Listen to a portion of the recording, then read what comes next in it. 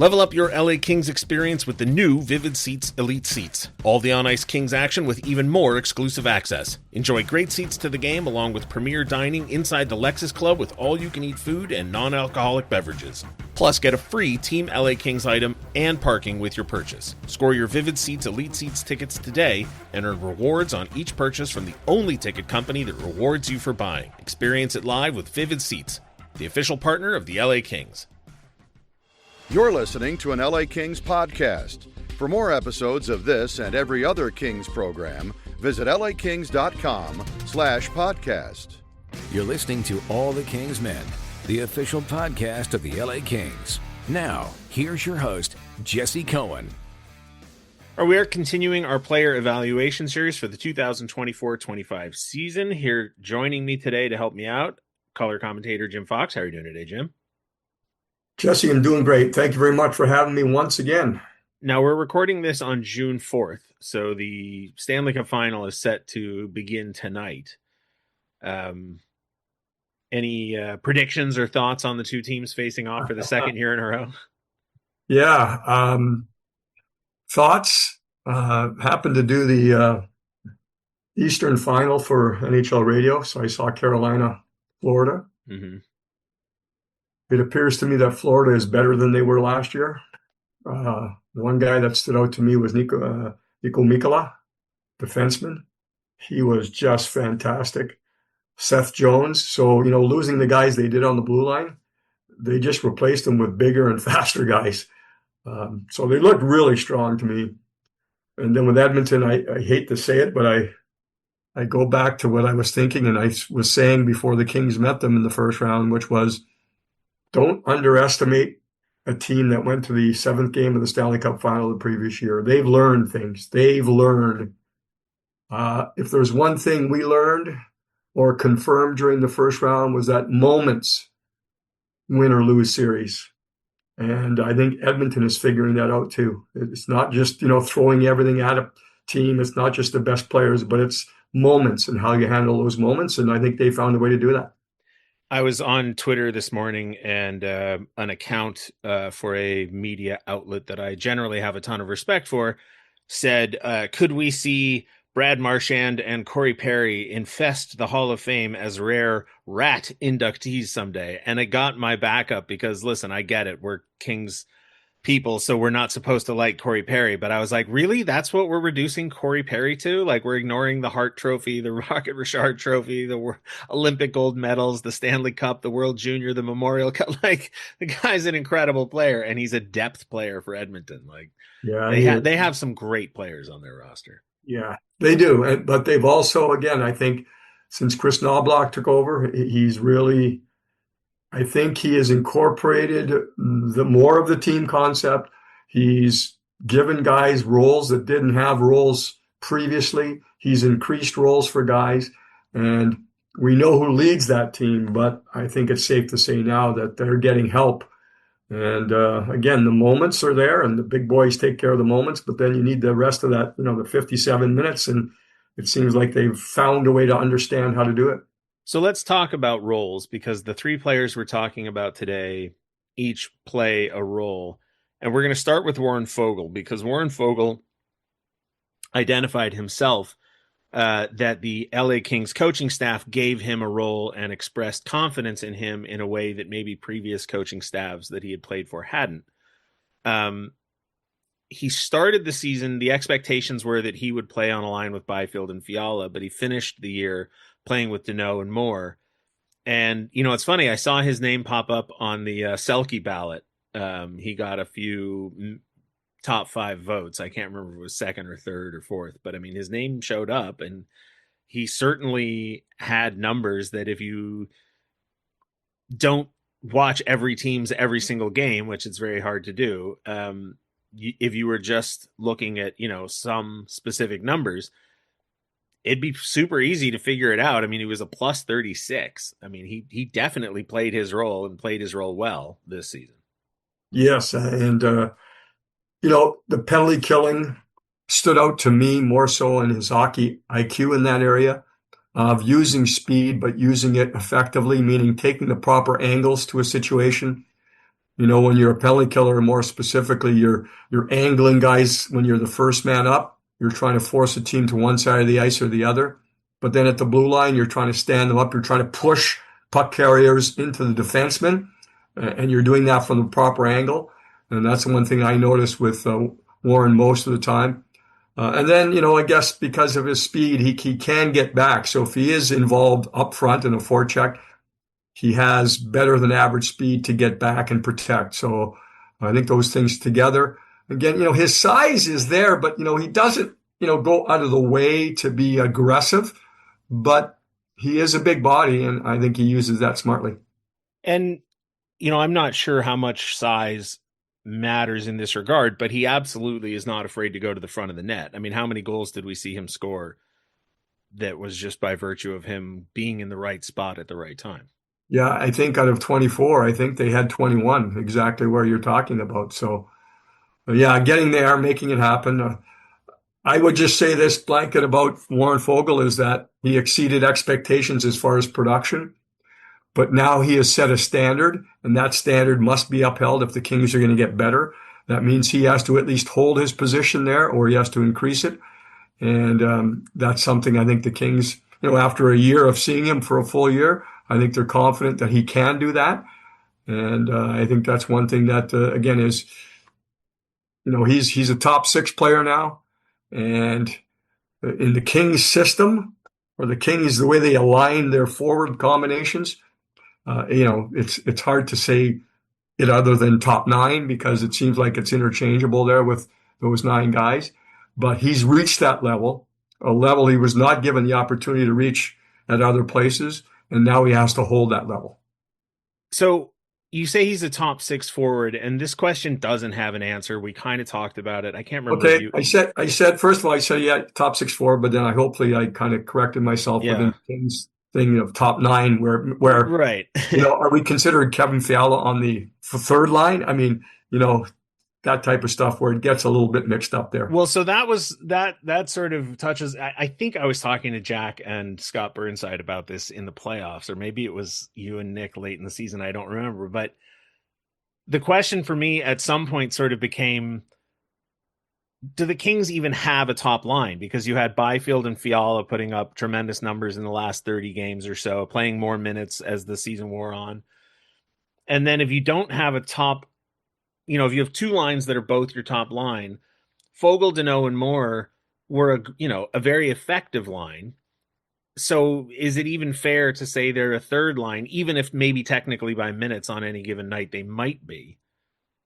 I think they probably fit the category of shutdown line more than most lines. Mm-hmm.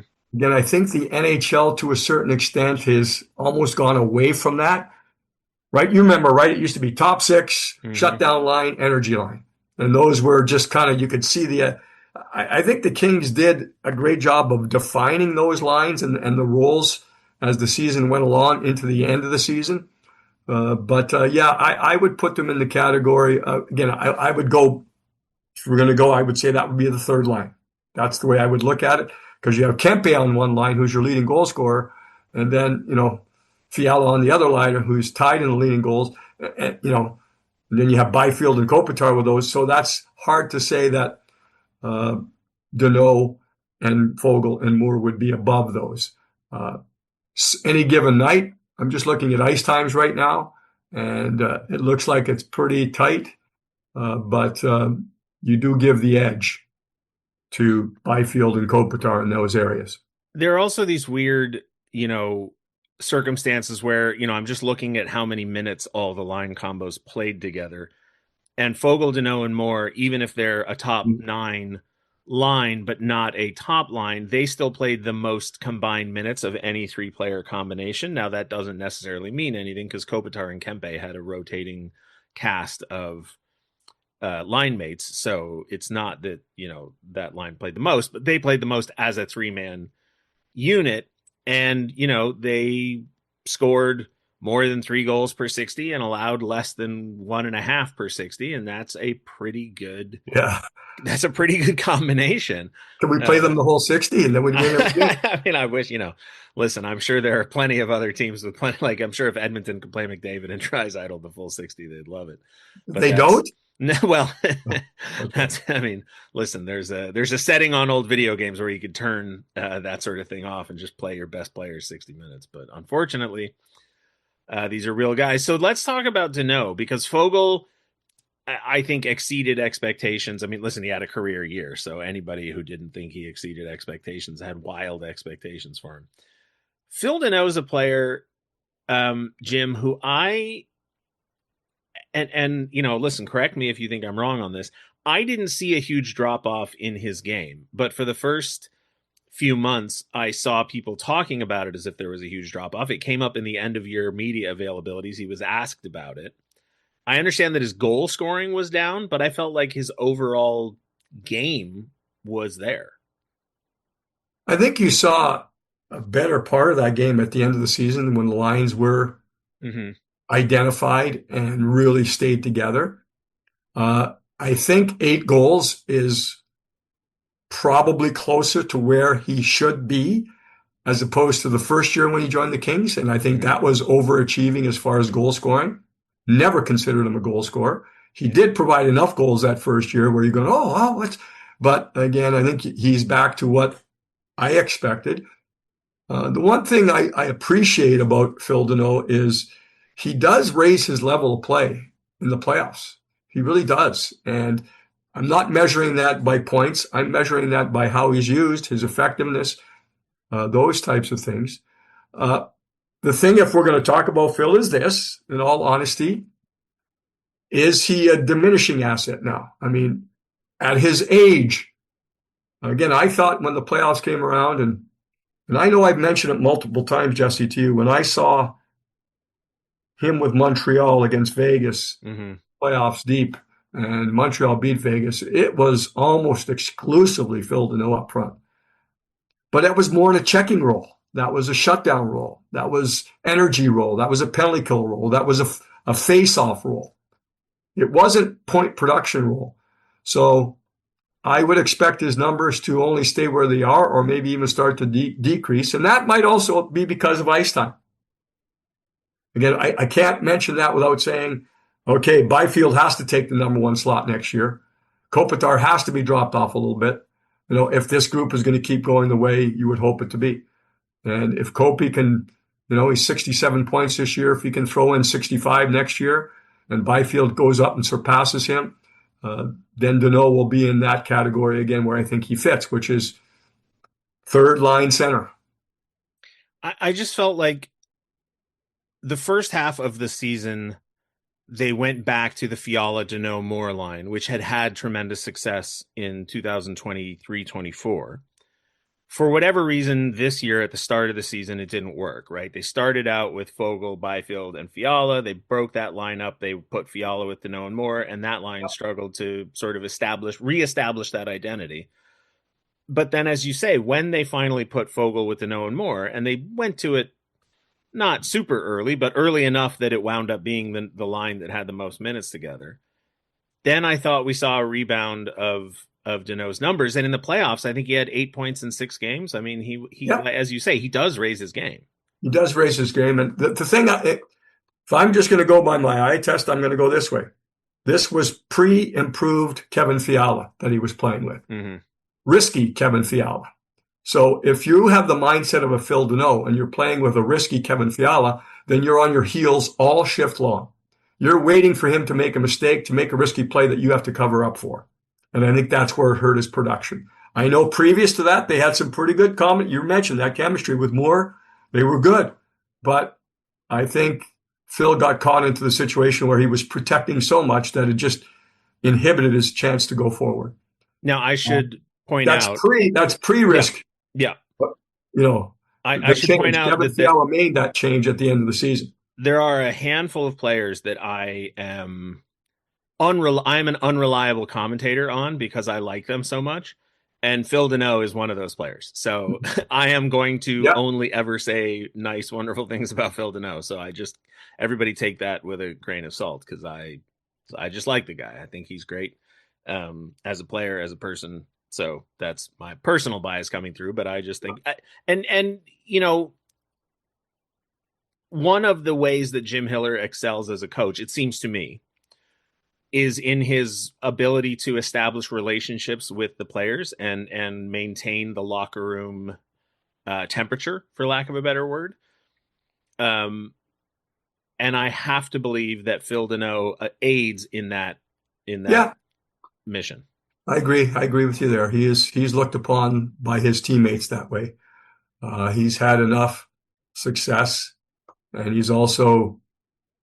has hockey in his heart, right? That's the type of guy he is. Yeah. He just has that. Yeah. You can tell that he grew up with hockey, that it was, just a passion for him. And he brings that. But again, if we're going to start talking about numbers and how you want to measure them, and if you're out there listening and you want to measure them as this, no, I'm not measuring him that way. I'm measuring him as a third line checking center who had some real good success with two other guys. Playoffs, he elevates his game because that's the time of year when you want players to elevate their game. But again, and I would expect the ice time to be similar to what it was this year. But I do expect Byfield to even take more as far as important situations go. One of the biggest storylines heading into this coming season for me will be how many of the players, and we talked about it at the end of the season, all of the incoming guys, Foegele, Kemper, Edmondson, Danault, like how many of those guys that come back will be able to not only replicate, but maybe even improve on those tremendous seasons they had. And that's going to be true of a lot of players, right? Like, and Danault is one of them. He had a down season in production from previous seasons compared, but will the lines click again to start the season? Like that'll be a huge issue. Yeah. I think that, again, my expectations are not high for him as far as production. But around the 45, 50 point mark, that would be fine with me. But if the line does stay together and they start off next year and they just play normally, I would expect the numbers to be improved a little bit. Yes, for sure. I think he'll feel more comfortable in the scenario where he doesn't always have to be the guy that's back. I don't know why, but in my mind, when people say third line, two lines pop out immediately that just in my mind form the sort of template for that line. It's Sammy Paulson, Rob Niedermeyer, and Travis Moen from the 2007 Ducks team. And it's Dwight King, Jarrett Stoll, and Trevor Lewis from the 2012 Kings team. And I wouldn't even say that those two lines were identical. I just, for whatever reason, those are the two that stand out in my mind. And I don't think Foegele, and Danault are even really the same type of line. But I just think that the three of them have the potential to be effective in a similar way, I guess. Which brings us to Trevor Moore, Southern California native, Thousand Oaks native Trevor Moore. Got to say his name right. He's a player who, and I don't mean this with any disrespect to Trevor Moore. In fact, I suppose it could be seen as an ultimate sign of respect. I didn't think about him that much this season, which I suppose means he's doing his job. I never thought like, oh, wow, Trevor Moore is on a tear. He's on a hot one. But I also never thought, oh, no, Trevor Moore is suffering or struggling or hurting the team in any way. He's just like part of the team that I sort of take for granted now. Well, I did. I felt he struggled quite a bit, especially when he came back from his first injury. Now I'm only speculating because maybe it surprises people. I don't know what he had. I don't know. That's how carefully they protect that information. I could always ask him what he had, but I don't like to invade that. That's just my preference, especially if it is what people thought, which is a concussion issue. And I think it did affect his game. I think it affected him for at least 15 games after he came back. So I'm looking at his numbers now at 40 points and 18 goals. And he is key. He's one of the key guys. When you told me we were going to discuss that line, he was the key guy to me because he is at his prime right now, probably, again, diminishing asset. He's getting to that age soon where that's going to start happening. But just, the way he approaches the game with the physicality, the explosiveness, those types of things, I think he still has 2 or 3 years left in his prime, but that has to return to 25 goals. And I think I think he did struggle, and I think it was injury related. So I do expect to see what we saw near the end of the season, where we saw the spin moves and the attack the net and the shooting from bad angles and the quick release shots and goals. I think that, like everyone, you hope that happens for 82 games as opposed to the 71 he actually played. But again, I say 15 of those 71, he was not 100%. We've spoken in the past about skating and how it can progress from, teenage years into, NHL career. It's a cliche to say that like the legs are the first thing to go, but Trevor Moore does have that, you mentioned the spin move, and I don't know what the right word for it is. Acceleration, first step. A speed burst out of a spin move is a strength of his game. When does that begin to go away? Yeah, old guys like me say the hands are the first thing to go. Okay, all right. Your touch and your feel and that type of stuff. And that's probably maybe because you're not operating at the same speed you were in the past. So, I all I can say about Trevor, he is key to me. He is one of the key guys because he has to get back to the 25 goal mark. I think he's capable of that. When will it start to go? I'm just going by modern day sports science. I think he can keep it and prolong it for at least 2 to 3 more years, as I mentioned, at the level he has been right now. But that is key to the Kings. If there is a drop off there again, then that's going to hurt. I expect them back at the 25 goal mark next year. I'm sort of stumbling on where to go with this, because if the Kings do go with the top 9, and obviously we have no idea who will be in that top 9, Kuzmenko's an unrestricted free agent. Right. They have trades to make, unrestricted free agents to sign, there's a lot of moves that could be made, and they have a brand new general manager, so who knows? But let's just say that it looks something like it currently does, and that Foegele, Danault, and Moore are aligned together. He's not going to get top power play minutes, presumably, but he could play on the second power play like he did this season. He's never going to be a top minutes player on a roster constructed the way the Kings appear to be constructing their roster. So, when we talk about him getting back to 25 goals, and we hope that Foegele replicates his season goal total wise, which was more than 20, and we hope that Phil Danault, has more than 5, hopefully more than 8. Do we just look for that line to generate offense the way that it did, when it was hot and clicking this year? Or do we look for their role to perhaps change a bit? I don't look for it to change that much. That's my opinion. I think that they would be, again, to me, looked upon. And we saw that it was interchangeable this year as the shutdown, depending on home or road game, depending on injuries, depending on who was hot, who's clicking, depending on who's seeing more power play ice time, those types of things. But I expect that line to be the shutdown line. I expect them to be prioritized as a line. When you need to make sure the other team is not getting something, I think they would be right there. So I think that does take away from the offensive production a touch more so. And, much like, again, just going like Jim Hiller talked about all year, when he talked about Kevin Fiala, he basically said to Kevin, hey, Kevin, I don't want you in shutdown roles. I want you to be free. I want you to play. With the Moore, Danault, Foegele line, I don't see it that way. I see it as more, okay, guys, you're going to be expected to check for the most part and then provide that offense on the side.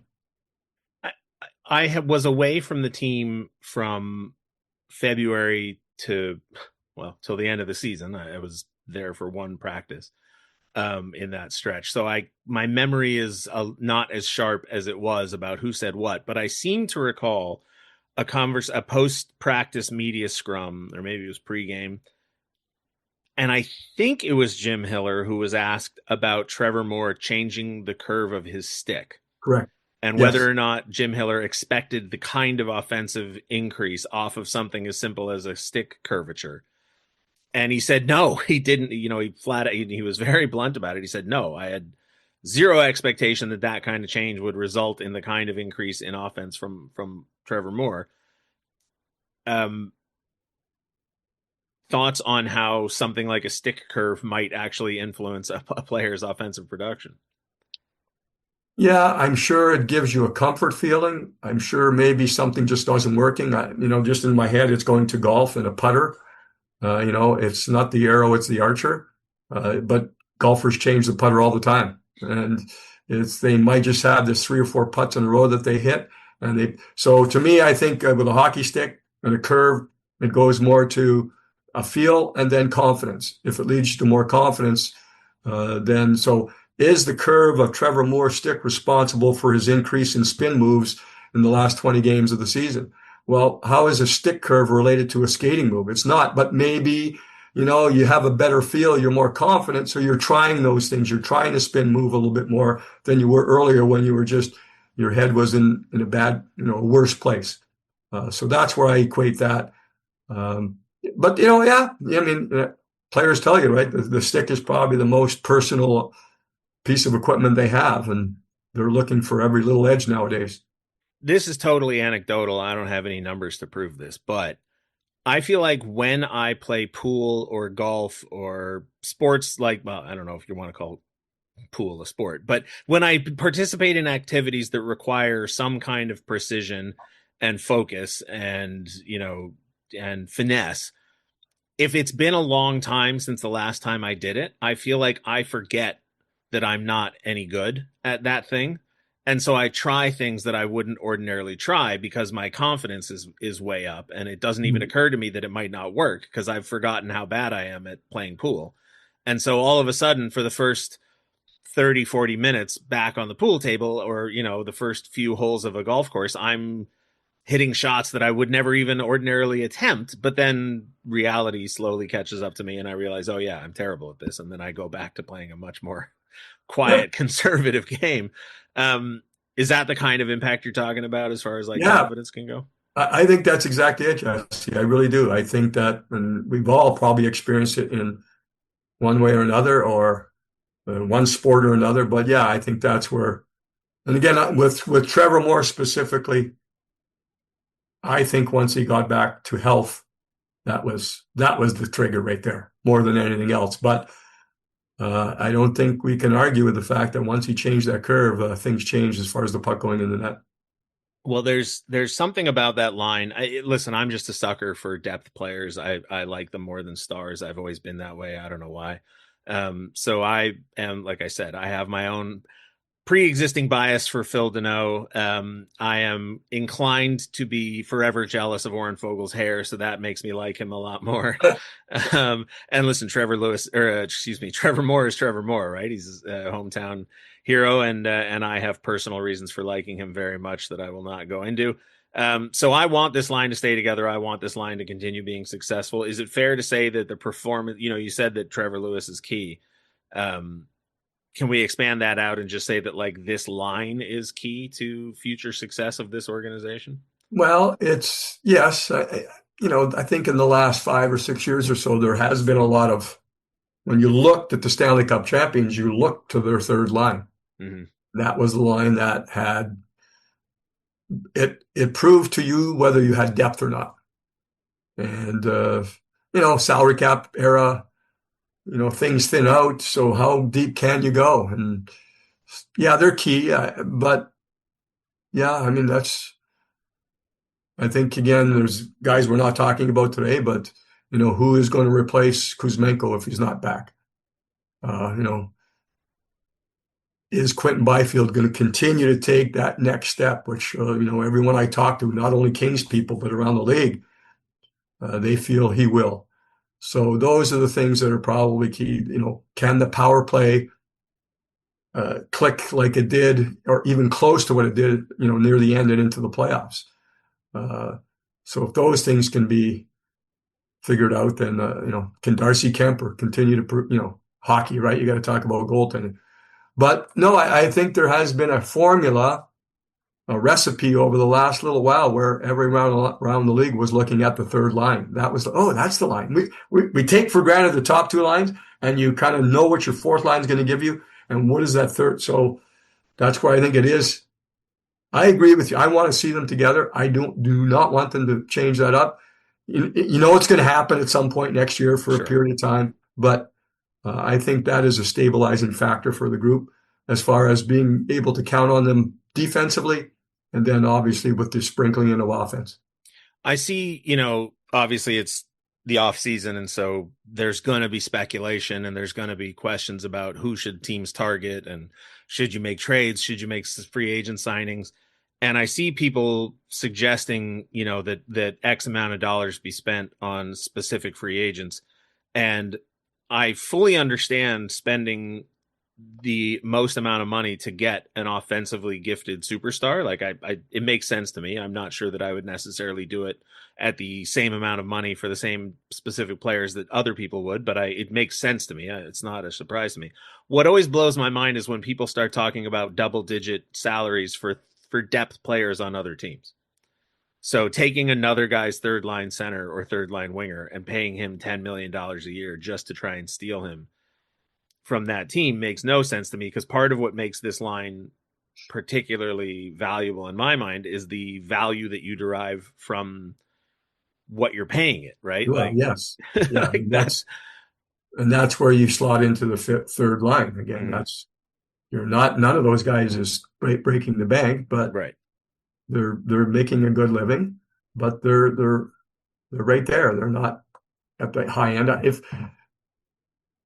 I would have to sit down, and I haven't, but I would have to sit down with a full list of the way I look at this group right now, unless it's something crazy like McDavid, then I'm looking at two guys at 6.5 as opposed to one at 12 or one at 13. That's just the way I look at it. Yeah. Guys at 7 with the cap increasing.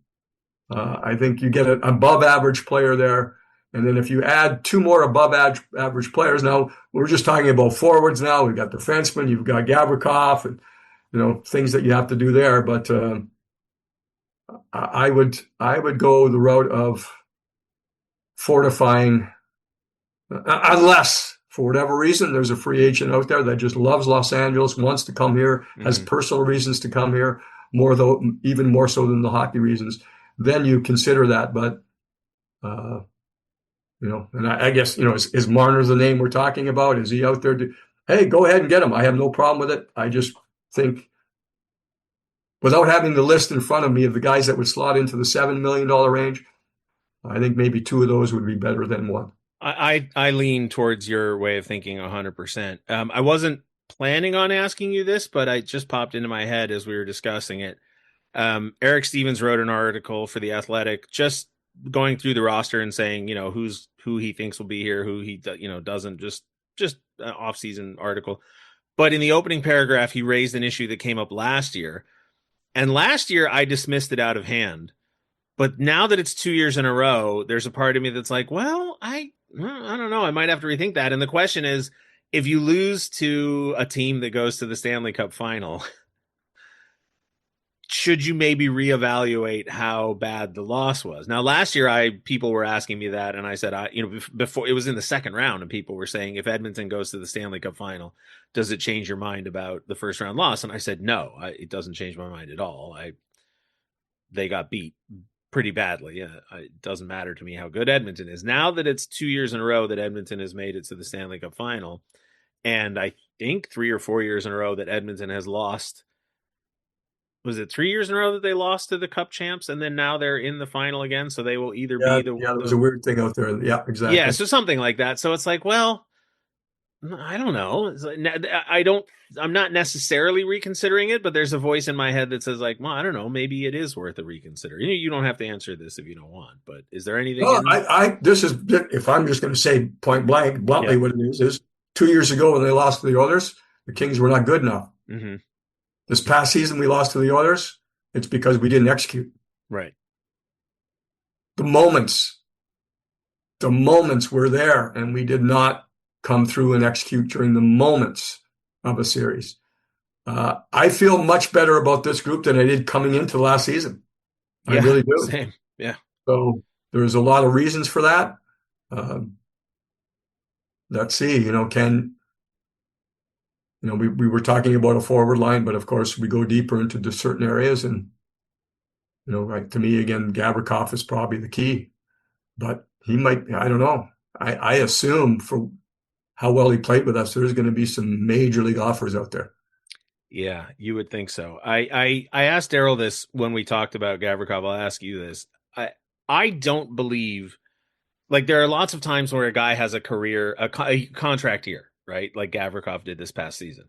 And some players have phenomenal seasons and make a ton of extra money. Some guys don't, and they don't.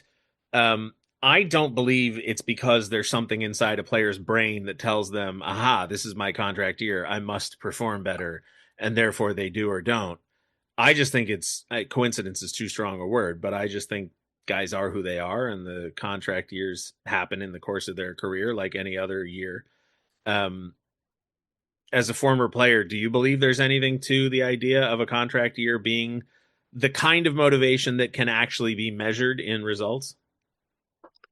I think it's measured in your preparation, and I think maybe your preparation is altered based on where you are in your contract status. Okay, that's fair. All right. Well, Jim, a pleasure as always. I appreciate you joining me. Jesse, well, thanks. Keep it going. I hope you're doing well. I know you're doing well. And hey, they're starting the Stanley Cup Final. Yeah. And before we blink, we'll be starting next season. This is the horrible irony of the end of any sports season, is that as the games get more important, you start to realize that they're about to be done. And you're like, oh, great, it's the Stanley Cup Final. And then immediately, oh, man, we're about to go through 3 months of no hockey. This is the worst, but it's also the best. So go figure. Jim, thanks for joining me. I appreciate it. Thank you.